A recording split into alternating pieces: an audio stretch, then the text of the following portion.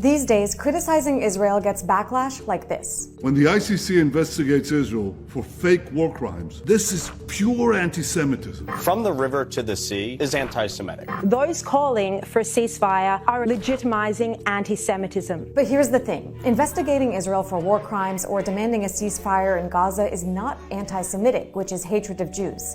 It's criticism of the state of Israel, and the two are not the same thing. So how did criticism of Israel and charges of anti-Semitism come to be interchangeable, and what have the consequences been? I spoke to two Jewish experts who work closely on the issue. This has become a well-worn strategy of the Israeli government and its defenders to conflate all criticism of Israel with anti-Semitism. That's Simone Zimmerman, who's with the Diaspora Alliance. It's an organization that fights anti-Semitism and its misuse. It's an insult to Jewish history, and it cheapens the idea of what these words actually mean.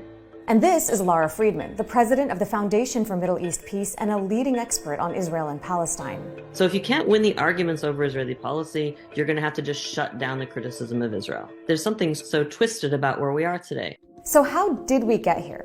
Well, if you listen to the pro-Israel establishment and its supporters, you hear the conflation of two very distinct terms. Anti-Zionism is anti-Semitism.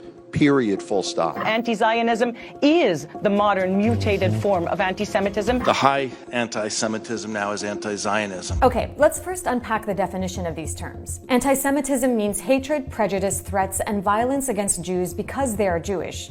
It's very real and it exists. Anti-Semitism in Europe is what led to the Holocaust, during which 6 million Jews were murdered by Nazis. Anti-Zionism, on the other hand, is the movement against Zionism. Zionism is an ideology that took root in the late 19th century among some Jews in Europe. It's the belief that Jews should have their own separate Jewish ethno-state, and it led to the creation of Israel in 1948, at the expense of the indigenous Palestinian population that lived there.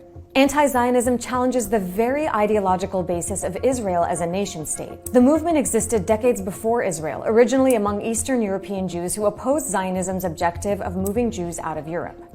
The Zionist project to this day is built on an ideology of supremacy that provides exclusive and superior rights only for Jews. Anti-Zionism rejects that ideology of Jewish supremacy and seeks to dismantle it. Now, it's important to note that not all Zionists are Jews. In fact, evangelical Christians are some of the most fervent Zionists in the world. It's a topic I reported on while in Jerusalem and the occupied West Bank. And just as not all Zionists are Jews, not all Jews are Zionists, although many are taught from a young age that supporting Israel should be part of their identity. For me, growing up, being pro-Israel was a core part of my Jewish identity. I saw attacks on Israel as a personal attack. But in 2016, the definition IRA published included 11 contemporary examples of anti-Semitism, 6 of which relate to Israel, including that it's anti-Semitic to claim that the existence of a state of Israel is a racist endeavor. Side note, Israel was created as a Jewish ethno-state, treating Jewishness as a race, violently expelling the Palestinian majority, and enforcing what even Israel's leading human rights organization calls an apartheid system. But the IRA definition won't have that. The argument was made that all or most criticism of Israel is anti-Semitism. We're going to put this in a definition. We're now going to take this definition and put it into law around the world. And we're going to use this as a blunt instrument to shut down once and for all these arguments. And that's where we are today. At least 40 governments have adopted the IRA definition, as well as hundreds of universities and NGOs around the world, even as scholars and dozens of human rights groups like Amnesty International decry its implementation. That's because the IRA definition has been weaponized to silence criticism of Israel, curtail freedom of speech, and foster anti-Palestinian racism.